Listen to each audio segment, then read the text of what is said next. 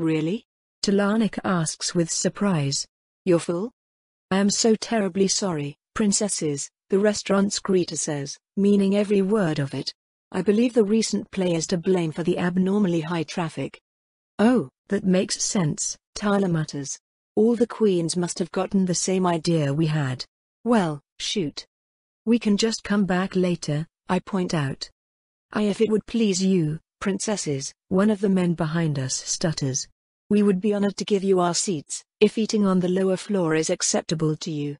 I turn around to face the happy-looking pair behind me, both men clearly overjoyed to have an opportunity to help us. Which is kind of scary, considering what I remember about how things work here. Bafflingly, money is not a thing here in Liriope. As an Athanatos, I can more or less go anywhere and get any service I want for free. But what's really wild is that the men can do that too. Any and all of them. The only real difference is that, due to how many men there are, they have to schedule in advance with the busier places like the restaurant Tala is taking me to eat. Likely months in advance, at least. The two of them have their arms linked together, standing with an intimate closeness that signifies they're a couple. They planned this date a long time ago, yet the idea of using that reservation to help us, who can probably just come back the moment the next queen finishes their meal and get right in, makes them happier than actually getting to eat at this fancy restaurant does. My sister glances at me, silently asking how I want to proceed. I start to shake my head, remember that's not a thing with Athanatos, and signal a negative with my eyes instead. Tala turns to them both and grabs one of each of their hands in a thankful gesture, and I worm ever so slightly out of my soul tunnel so I can catch the feeling of the utter, radiant joy which fills them at the touch. It's not just something they're projecting. It's real. I slither back into my hiding place, lost in my own thoughts. Thank you so much for the offer, Tala says happily. Your kindness and loyalty does you credit. However, it would bring my sister and I the most joy to wait for a seat on the upper floors. Please have a lovely time here, and enjoy the food. Yes, princess. One of the men barks while the other says thank you, princess. My eyes adjust into the Athanatos equivalent of a grin, Talanika and I departing for now. The grin quickly falls. Is this what I want my society to look like? Just with undead instead of bugmen? I don't know if I ever really thought much about it. I don't know if this is right or wrong. The questions bubble in the back of my mind and I don't know what to do about them. I probably shouldn't be doing anything about them, because I need to figure out how to stop her war without getting killed by a cabal of super powerful immortal mages. Once again, I peek slightly out of my mana tunnel to taste the power in the air. It chills me to my core. I can feel the progenitor with my soul sense, of course. She's rather hard to miss, being the single most obscenely powerful soul I've ever felt before, bar the Mistwatcher itself I guess. Her soul is an impossibly beautiful layered maze, artistic, functional, mighty, and cold. So cold. Her spirit is nearly the size of a small room, and I can't even imagine what sort of absurd power she wields. I know with certainty that if the progenitor moves against me, against anyone, she will win. I suspect she could obliterate an entire island, if she was truly motivated to. Suffice to say, being discovered by her isn't likely to go well for me. My only saving grace here is that she rarely seems to do anything, nowadays. Her age makes her apathetic, and while I have memories of her looking kindly upon me like a grumpy old grandmother, that only makes the kind of fundamental change I've made to Malrosa's soul all the less forgivable. Just thinking about her fills me with unparalleled fear. I slink back into my mana tunnel, shivering as I hide from the chill. Mal, Tala says, causing me to jolt slightly as she unexpectedly puts a hand on my arm. You okay? Shit. I'm shaking physically as well. I'm hugging myself with my arms, hands gripping deep into the dragon scale armor. My stress is obvious. Stupid of me. I should have better self-control than this. I'm not used to emoting without thinking about it. Let's take a walk while we wait, I suggest. Sure, she agrees. Where to? The center district, I suggest. The men's district. The part of the city for the lowest class. It's funny, Liriope and Skyhope are both mostly circular cities, and they both have obvious social stratification based on distance from the center, but they're totally reversed. Here, the lowest class is in the center, while the highest class resides in the outer few rings. I mean, I guess the center of Skyhope has been a giant hole in the island for over 2 years now, but I was only in Skyhope for maybe a month of that? Less? Anyway, I want to see it. I need to see it. Show me the dregs and the outcasts. Show me the orphans and the diseased. Show me those with nothing, barely surviving the day-to-day. That's what I need to know to decide what kind of city this is. Who here has it the worst? What's their life like? Sure, I guess, Telanica agrees. If you want to. So we walk there together, and it feels wrong. Not because of the suffering, but because of the absence of it. Just like the rest of Liriope, it's beautiful here. It's lush and green. The homes are clean and well maintained. They are, of course, much less fancy than the part of the city where the queens live. Their homes each hold many men who share a common space, far more compact than the ridiculous opulence of the queens. But they have homes. Many men wander the streets, usually in pairs or groups, but it's obvious that none of them live on the streets. Once again, I take the risk of peeking out of my mana tunnel to stretch out my senses, searching for the emotion that, for my entire life, has always hung in the background of any city: hunger. But it isn't there. Sure, some people are hungry because they simply haven't eaten, but no one is truly hungry. No one's stomach gnaws at them from the inside, weakens them and wastes them away because the only energy their body has to keep going is their own blood, muscle, and sinew. No one scrambles for discarded crumbs, no one bleeds out in the street after losing a fight for a slice of bread. No one. Not in my entire sensory radius. If I could cry, I would. Hey, Mal, Telanica says hesitantly. Is it okay if I ask what's on your mind? I turn to my sister. My family. The girl who tried to kill Lark and Penelope. The girl who so happily helped me hunt the savages. The girl who loves a Malrosa that no longer exists. Just give me a moment to figure out what that is, I answer. She gives a light half laugh and waits politely as we wander around the city. This feels so impossible. It's still not what I came here to find, though. Who is the most miserable person in my radius? That's who I want to meet. I am a queen, I eventually say. I have been a queen my entire life. Well, technically not until you're 100 years old, but yeah, Tala agrees amicably. What of it? There are a lot of different kinds of queens, I continue. I never really thought about what kind I wanted to be. How I wanted to rule. I mean, I guess I didn't want to rule. Not really. I just wanted to be safe and happy. Nothing wrong with that, Tala remarks. Everyone wants to be safe and happy. Yeah, I agree. Everyone does. And everyone here is. It's incredible. The progenitor had a plan, Tala says. She enacted it. And now we all get to reap the benefits. I definitely have to agree, life is pretty good. Yeah. Before the progenitor, there were no Athanatos. Queens were as mortal as their offspring. She changed that, and many more things besides. She forged our people's bodies anew, into something greater. She created a society where some live forever, ruling happily above, and others die young, working happily below. This is what she thought was right, because that is what her people, to some extent, already were. Now we're just perfected. This is what Penelope wants to be, I realize. The progenitor of the humans. But she will make no distinction between male or female, worker or queen. She will raise them all to be Athanatos, give them all an eternity without decreed purpose. For better or worse, they will be free. Will her society of immortals collapse as the workers try to be queens and the queens are betrayed by their servants? Or will she find a way to give everyone a place without quashing the human instinct to seek above one's station? Either way, I can see her goal more clearly now than ever before, and it's beautiful. I should try to be a part of it. What kind of queen do you want to be, Tala? I ask her. I dunno, she answers easily. I never thought about it either. Does it really matter? Most of the actual rulership is done by the progenitor. We're all given our own little knowledge bases and areas of expertise, we make the men who actually do those things, and then our time is mostly spent on hobbies and stuff. I'm not really worried about being a queen as much as I'm worried about getting bored.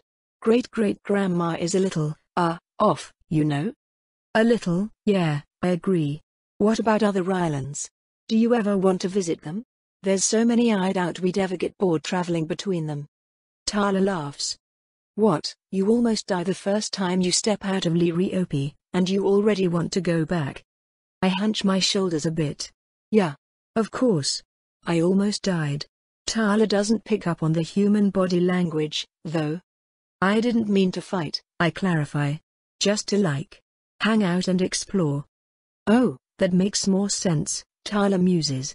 Well, we could go visit the colony on the Tear Basin. We'll pass close enough to teleport in a 10 day or so. I look at her with a mix of confusion and surprise.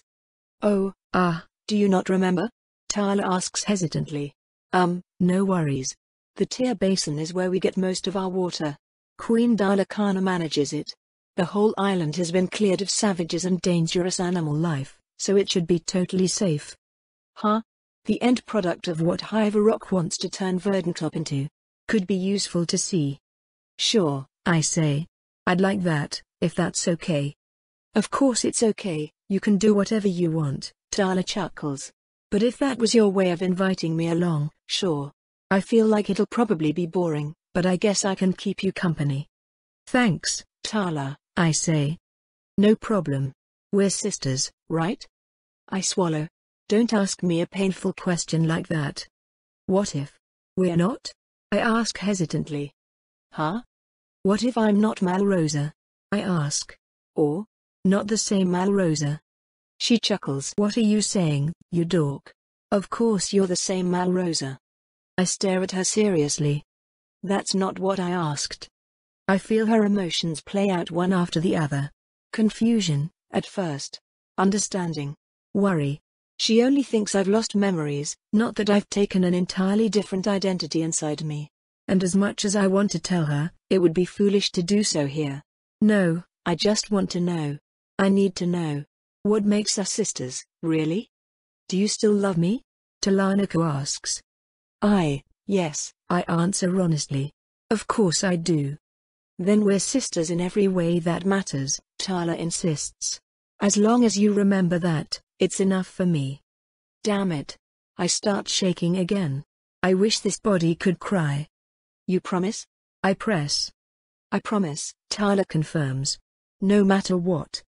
My breath catches in my valves. You. What did I ever do to deserve you?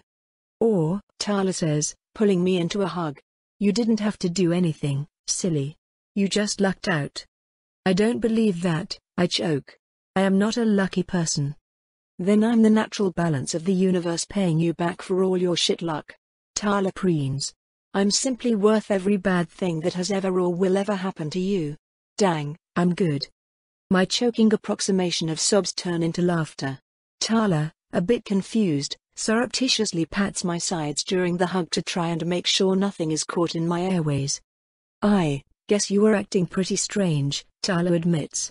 Younger. I have to admit, it's weird suddenly being the big sister. It's weird suddenly having one, I admit. I've never had a big sister before. Then I guess I'm guaranteed to be your favorite, aren't I? Tala jokes. It'll be okay, Mal. We'll get through this. And I'll only laugh at you a little bit when I become a queen first.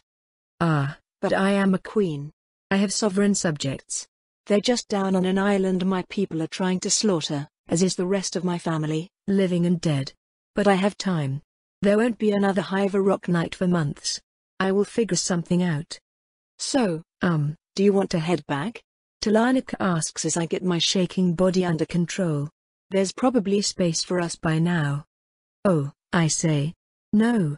We're not there yet. Wait, were we going somewhere in particular? Tala asks. Yeah, I confirm. Follow me. We pad through the streets, no part of them looking any less pristine than any other. Even as we approach the source of the misery I feel, there is no outward sign of it. Instead, we wander through the streets to a minor business district that caters to men more than women. A small stall sits utterly devoid of traffic, the walls lined with paintings. A single, grumpy worker. No, a soldier. A soldier sits before a canvas, his strong arms holding a brush rather than a weapon. He looks up when we get close, and the sight of two Athanatos approaching his shop fills him with a bubbling cocktail mix of awe, gratitude, fear, suspicion, and bitterness. Interesting. Welcome, the man says guardedly. What could too honored a Thanatos want with me? I'm wondering the same thing myself, Tala admits. Malrosa? I glance around at the paintings on offer, curious as to their contents. I find them difficult to understand. Most of them seem to feature figures that seem similarly shaped to people, but are sparsely detailed and outlined in a thin coating of black. The surreal, unrealistic quality to it all wars with my already limited ability to pick up on visual cues, even counting how much being Malrosa has improved that. Does this make sense to you? I asked Tala, pointing at one of the paintings. Yes? She confirms. Why wouldn't it? I hesitate only for a moment, but she is my sister. It's okay to show weakness. Could you explain them to me? She does, using a clawed finger to point out the way the art style simplifies life into a caricature, focusing on exaggerations and emotions over realism. It all clicks when she makes the comparison to stylized automations, particularly the small ones with warped proportions I frequently take apart and put back together. Most of the pictures seem to depict men in various states of disrepair, while the others depict the battles which injured them. It's all very grim, and the better I get at interpreting them the more I like them. The expressions are well done, Tala admits as she finishes up her explanations. But the style itself is so amateurish it distracts from that. It's like the scrawling of someone completely untaught. I am untaught, the soldier painting them grunts irritably. Tala seems displeased to hear that. What is your name? She asks in that imperious manner I know is also an order. To scour the land of savages, the soldier answers. Ah, Tala says with a clipped tone. I see. So you were born to be a soldier, I note happily. These paintings are based on your experiences in combat, then. Where did you fight? The soldier hesitates at my question, but not answering isn't really on the table for him. Even as one who rebels against his purpose, obedience is too ingrained in what he is. Just like my revenants. I have returned recently from my prior station at the Broken Web. The front at the Broken Web was never recalled, Tala notes. What caused you to deny your duty and station? Grief, the man answers simply. Makes sense to me, I say nonchalantly, though Tala clearly disapproves. Looking between the various paintings, I find a truly chaotic one that portrays a bloody battle between soldiers and a group of strange, four-tentacled orb-like creatures that I've never seen before. They seem to be intelligent, though, since they're drawn with armor and weapons. Both sides have victims of slaughter, people that are currently dying or dead. Blood and offal scatters the area. It is gruesome, brutal, and painfully raw. I like this one, I declare. May I have it? Toscawa is surprised for some reason. These are on display because he's offering them, aren't they? I assume this isn't just a gallery area, since he works here. You want a painting, he says with apparent disbelief. That is what I said, yes, I confirm. Nothing else? I suppose I might come back to see your new paintings from time to time? In case there are any more that I like. What do you intend to do with this painting? He asks flatly. Hang it up somewhere and look at it? What else would I do with a painting? The man stares at me. I stare back. I am honored, he eventually says, and he means it. So I can have it, then? Of course, O great Thanatos. I am pleased you find worth in me. So I nod, collect my new painting, and just walk off with it. Ha! This is so weird. I own things, and I can choose to own more things whenever I want. I feel like I'm stealing something except that I'm not stealing something, this is just how their society works. I mean, our society. This is how our society works. My society. Well, that was strange, Tala mutters. Nice of you to do that for the lost one, I guess, but are you sure you're okay, Mal?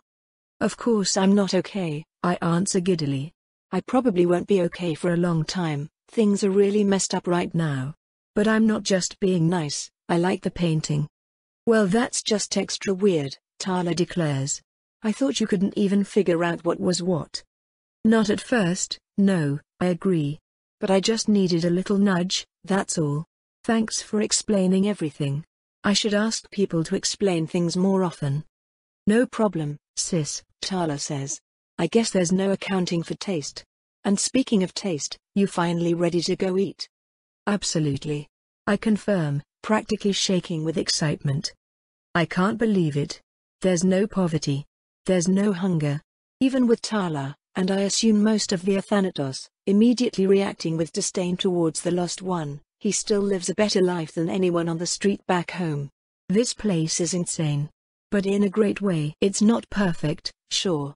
I mean, it's perfect for everyone here, but most people aren't here and the soldiers still suffer in horrific wars that the Athanatos order, and of course their victims suffer in those wars, and also there's a ton of animancy going into making sure everyone is happy, but I honestly can't say that isn't worth it. I can't. I lived too long in poverty to claim I'd rather be hungry and free. All right you dork, but we're getting one of the men to take your weird new art back to your house. I'm not letting you lug it around all day. Even if it makes you weirdly giggly. I'm not weirdly giggly, I giggle. You're even happier than that time Queen Falrinta lent you her clockwork craftsman for a month, Tala protests. If you weren't armored up to the nines I'd be forced to tickle you into submission.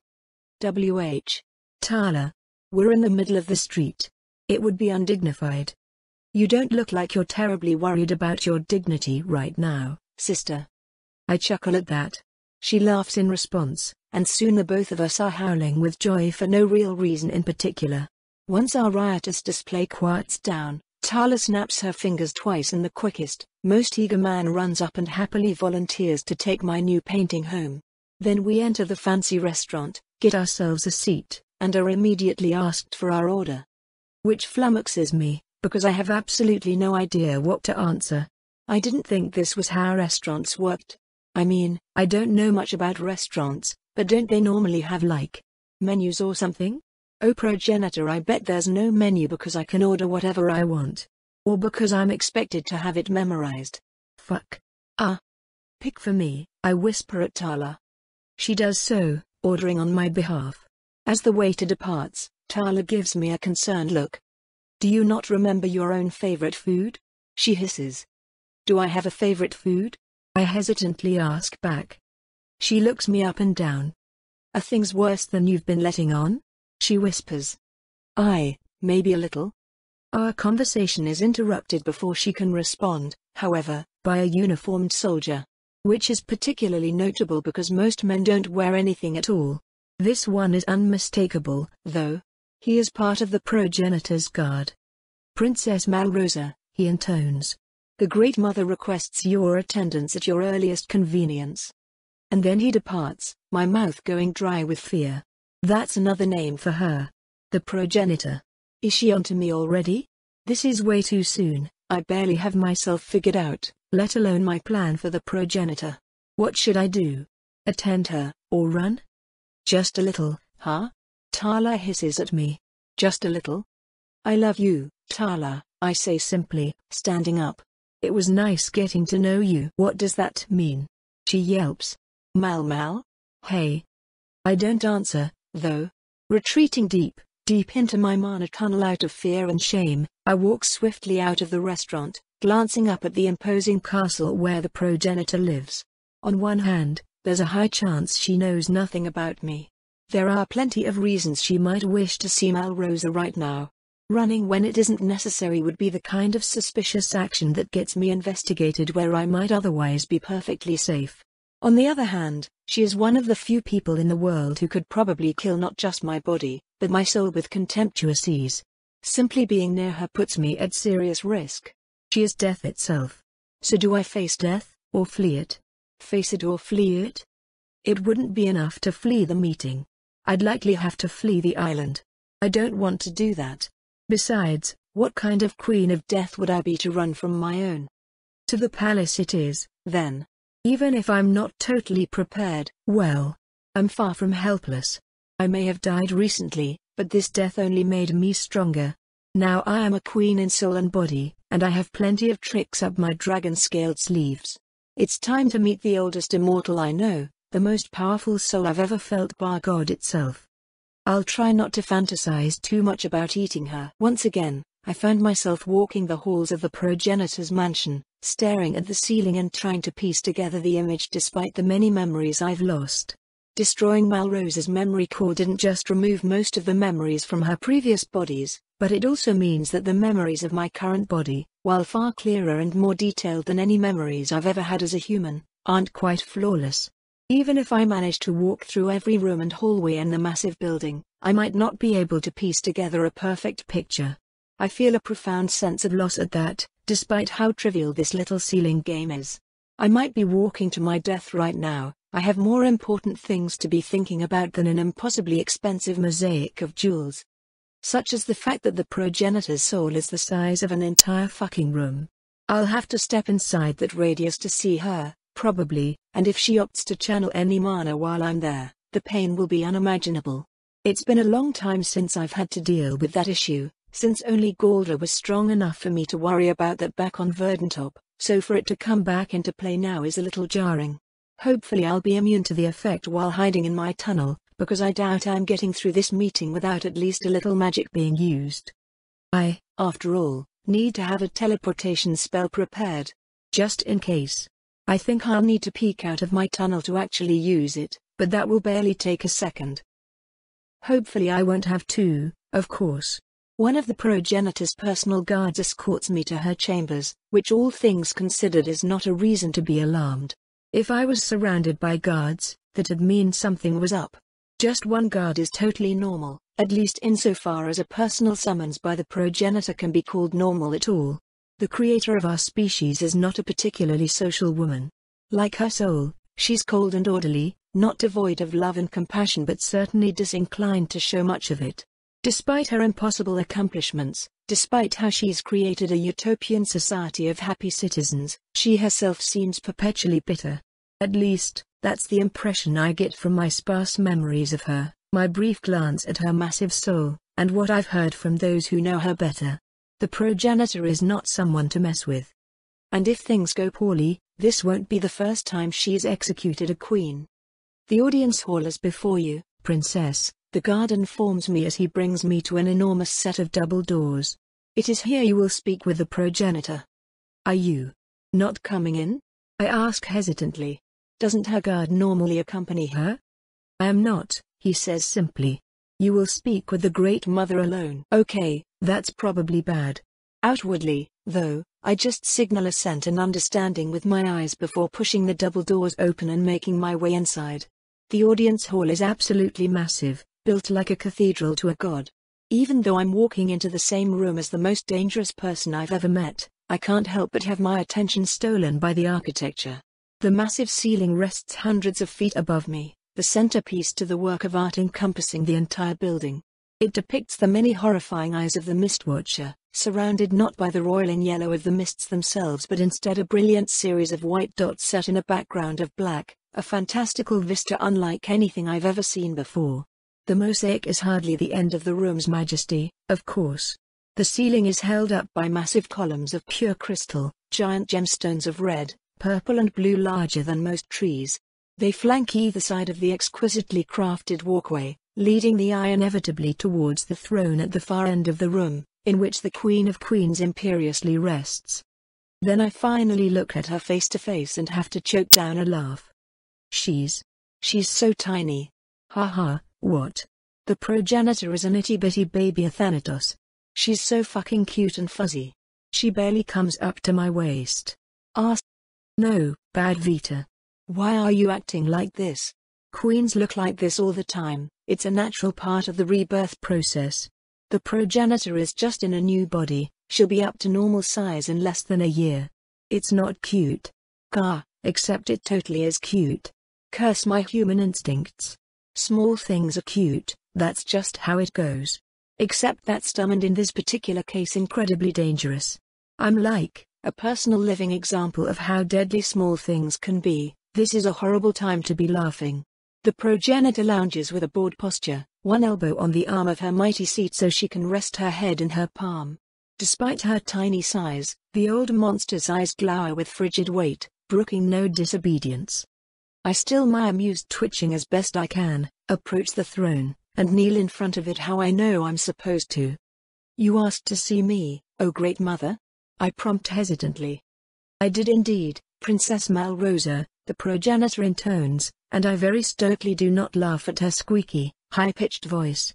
It has come to my attention that Venetila's and Nagatilka's investigations into your soul may have been lacking in rigor after your recent accident. Fuck. Okay, stay calm. What do you mean, Great Mother? The progenitor hums, her multifaceted eyes maintaining a completely unreadable expression. A curious answer. Asking a question is not technically a lie, but it nonetheless implies a degree of ignorance we both know does not exist. I suggest you discard any notions of your own cleverness, child.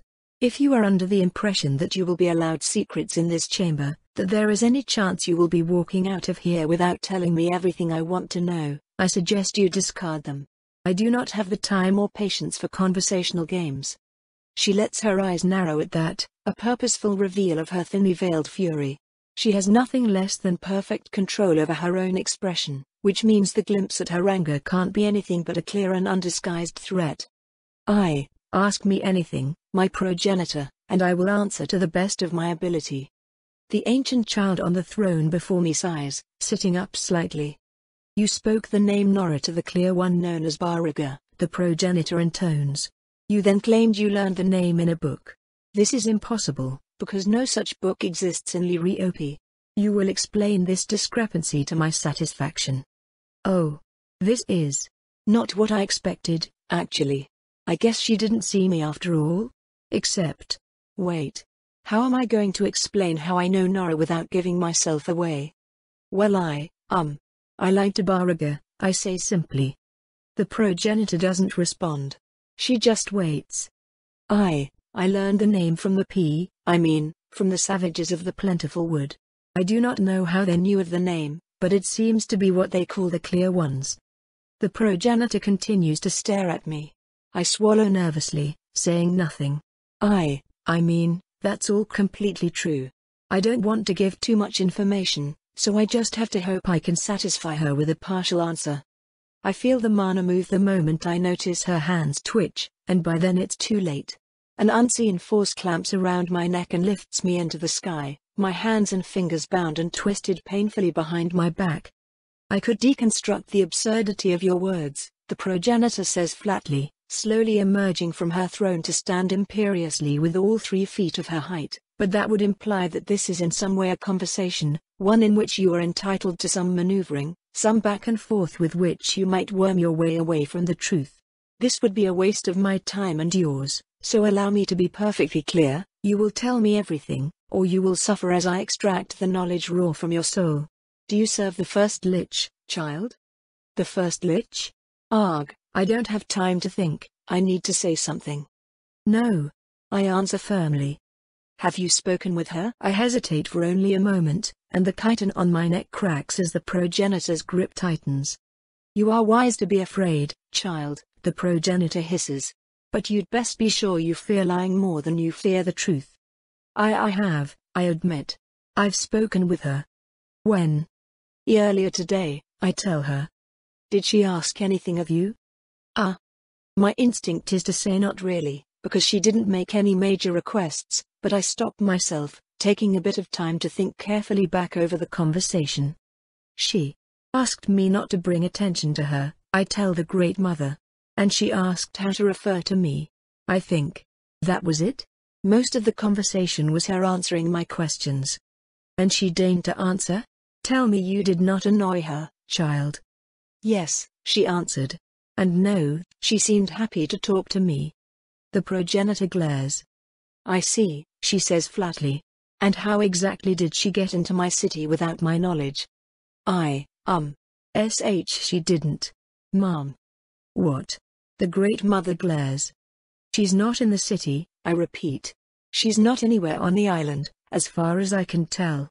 Then how and for fuck's sake why did she contact you, child? I stiffen, and of course she notices. Shit. Here's the moment of truth, I suppose. Well. Okay, so I might not. I wince as pain shoots up my arms, which I assume means get on with it. I'm not entirely Malrosa, I blurt. She says nothing, which I take for the demand to continue that it is. Okay. When I killed someone from the plentiful wood and they damaged my soul, it wasn't I mean, it isn't just memory loss. I am them. Kind of. Halfway. I'm Malrosa, but I'm also Vita, and Vita is like her. I'm like her. I'm a lich, and Nora spoke with me because she considers us family. Slowly, carefully, I crawl out of my tunnel, hiding my prepared teleportation spell as I slither out into the hollowed-out spot that was once my memory core. The progenitor, who of course has been watching my soul this entire time, expresses an emotion other than anger for the first time, surprise. And then, if only for an instant, a bit of fear. I quickly retreat back into my tunnel to escape the horrid burning of being inside her Watcher channeling soul, and the pressure once again tightens around my throat, more of my chitin splintering under her arcane grip. So, she says, you are not my great-granddaughter, but in fact her killer, wearing the still-breathing flesh of your victim. You have attempted to hide your presence from me as you make contact with the oldest and most dangerous person in existence. And all the while, you have been leeching the benefits of my society, of my family, believing you can get away with it all. Is that right? I try to swallow nervously, but find that I'm unable to with my esophagus crushed.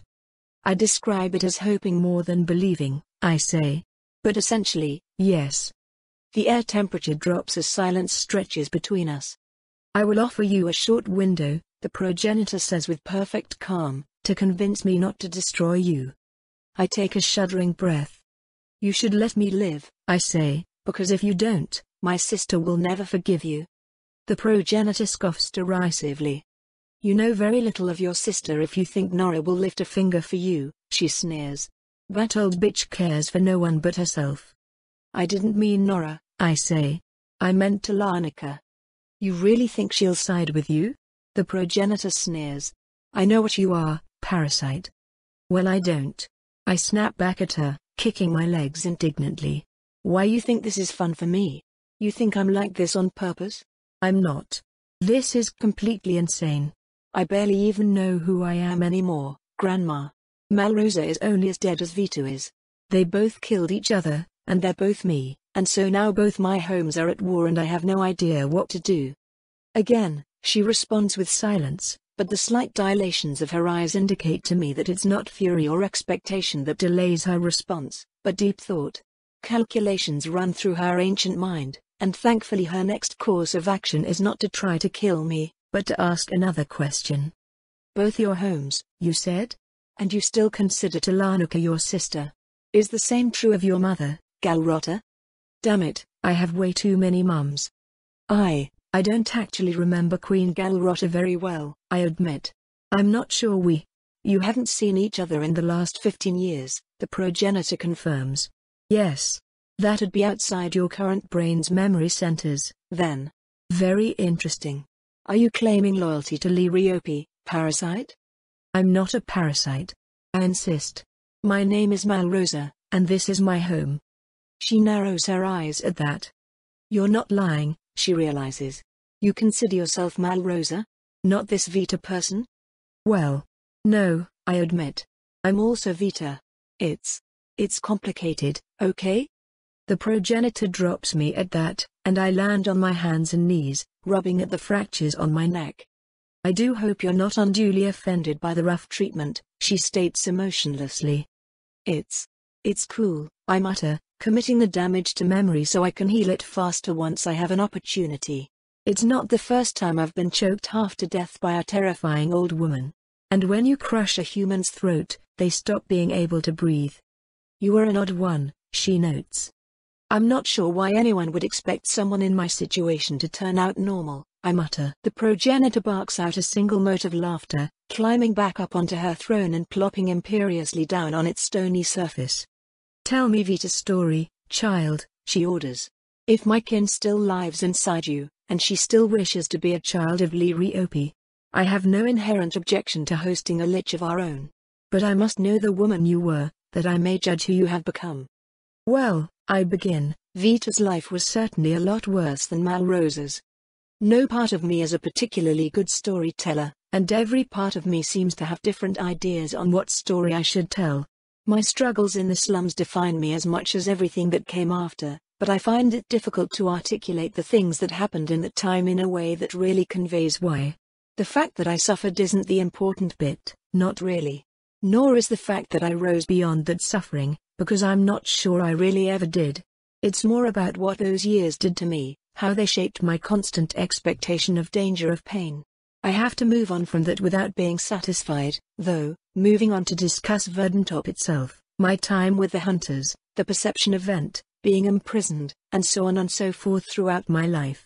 It's only when I start talking about Liriope itself that the progenitor interrupts me. You were born and raised on the plentiful wood, she notes. How do you think the humans there would feel about Liriope? Oh, well, I mean, they hate you, I say simply. And I doubt seeing any of Liriope would make them hate you less. Most humans would be pretty disturbed by the setup you have here, I think. But you aren't? It's jarring, I admit. It reminds me a lot of my revenants. But the difference between my revenants and your workers is that they're born this way. There's never a person that they were beforehand, they're just like this. Whereas I twist someone into something they didn't used to be, and that's a bit more existentially terrifying.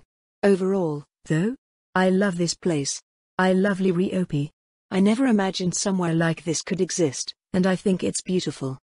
How much of that is Vita, and how much is Malrosa? The progenitor presses. And how much of Malrosa will die in the coming days? What happens then? I hesitate, because the most likely answer is one that terrifies me to my core.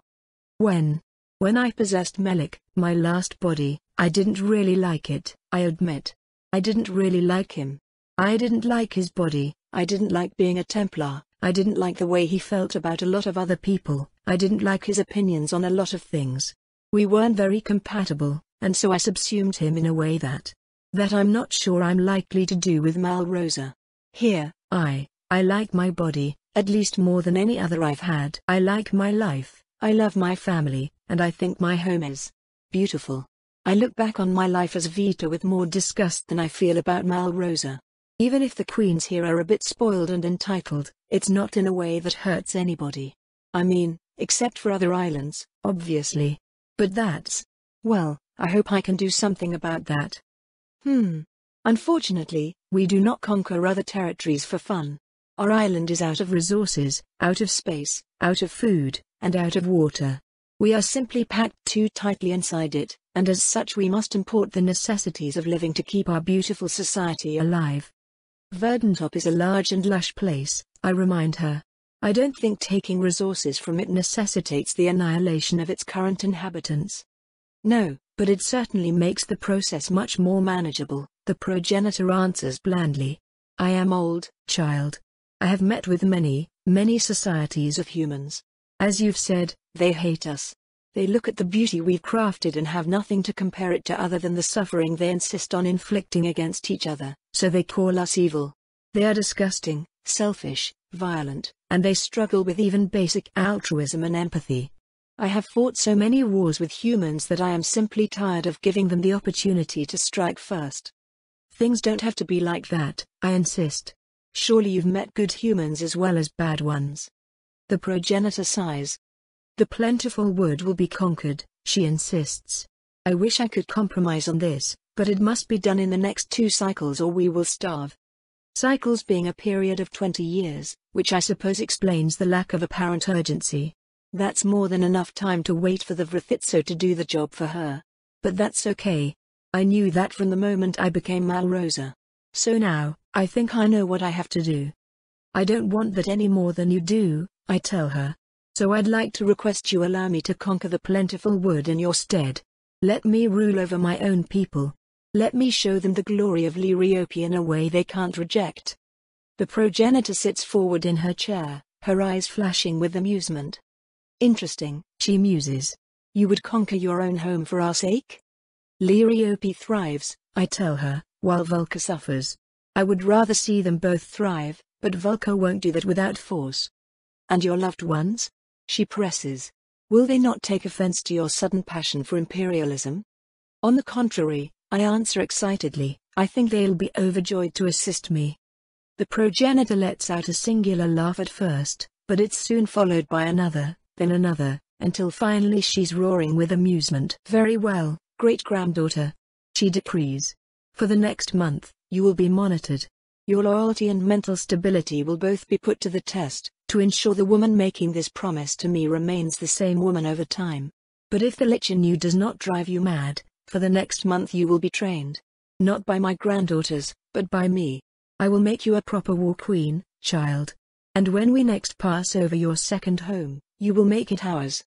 My urge to grin is so large I can't help but twist my mandibles with anticipation, despite how improper the gesture is. Yes, great mother, I agree, and I am dismissed.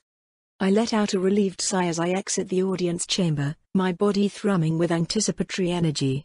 It went well. Something in my life actually just went well. I had a conversation with a powerful potential adversary and now they're an ally. What the fuck is my life right now?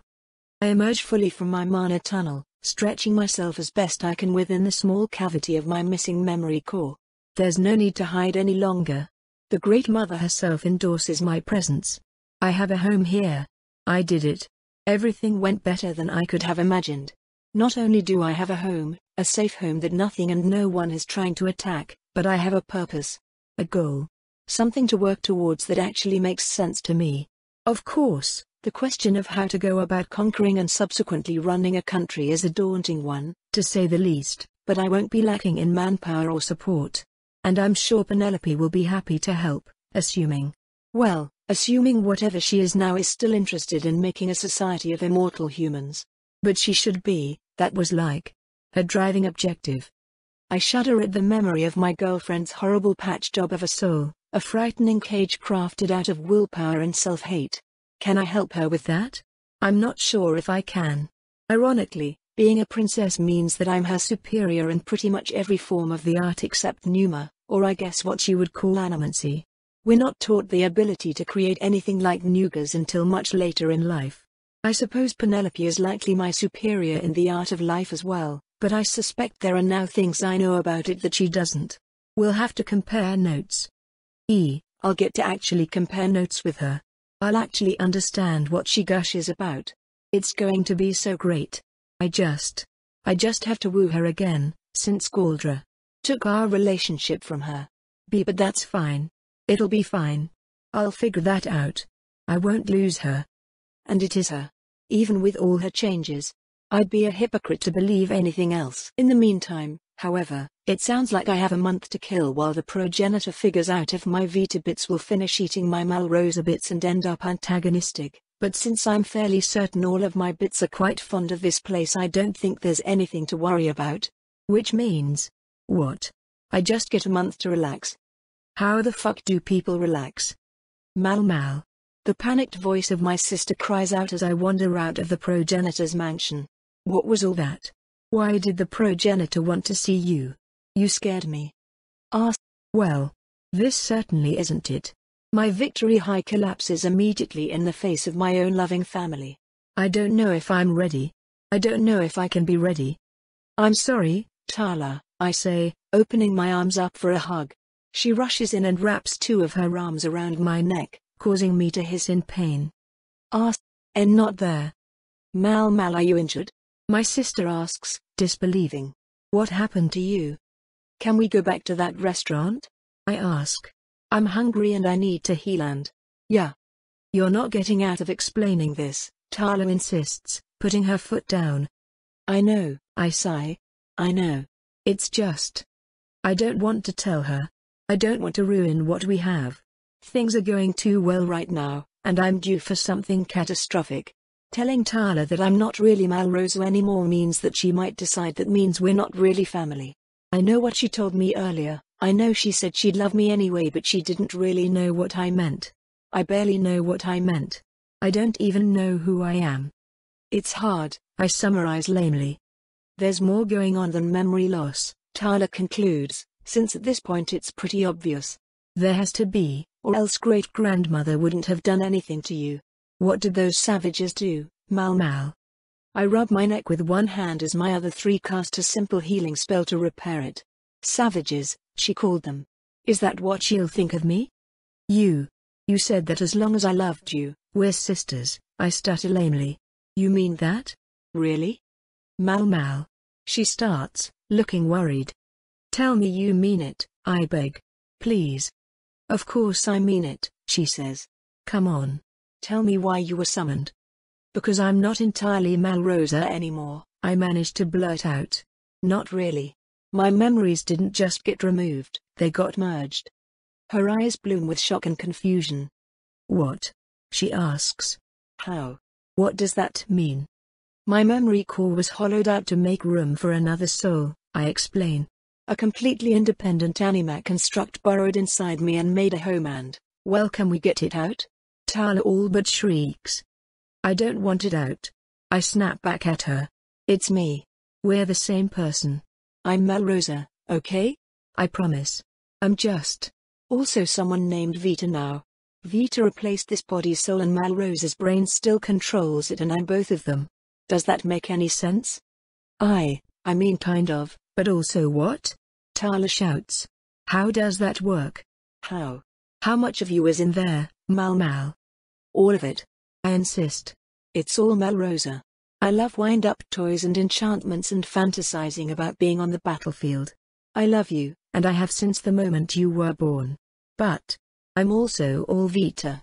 I'm a girl from the plentiful wood that was raised as a starving human but is actually kin to the fucking one below all, and my entire life has been nothing but shitstorm after fucking shitstorm. I love food and sturdy armor and not having to constantly be afraid for once, and I've never even met you until yesterday, but I am so happy to have you in my life, okay? I don't know how to explain this. It's confusing and terrifying, and I don't know if one day I'll wake up and I won't be Malrosa, or maybe I won't be Vita, and part of me will just be dead forever. I don't know who's who or what's what, but at the same time I like this, kind of. I don't know. I don't know who I am, Tala, but today I was someone that was loved instead of reviled, awed instead of disgusted, and joyful instead of afraid. And that's better than half of me used to be. The weight of silence settles dangerously between us as Talanika's eyes flick between 100 different emotions. The thing about having individually adjustable compound eyes is that there's far more room for nuance and detail in expression than humans have, even factoring in the complete lack of facial muscles. Tala's eyes can clearly express multiple emotions without mixing them, or it can mix them to express internal confusion at a complex situation. And while Vita directly feels the girl in front of me tumble through a dozen different emotions, Malrosa sees them all play out on her face, witnessing the terror, the suspicion, the anger, the self-chastisement, the guilt, the love, and the resolve all blossom in sequence. Tala steps forward and gives her sister a hug, and I once again wish I could cry. Let's head back and get you some dinner, she says. We'll talk along the way, and I'll get to know that other half of you. Okay? I squeeze her back, everything in my body fighting to not break down in the middle of the street. How did this all go right again? Are things really going to be okay this time? Okay, I choke out, and we head off to have the best day of my life.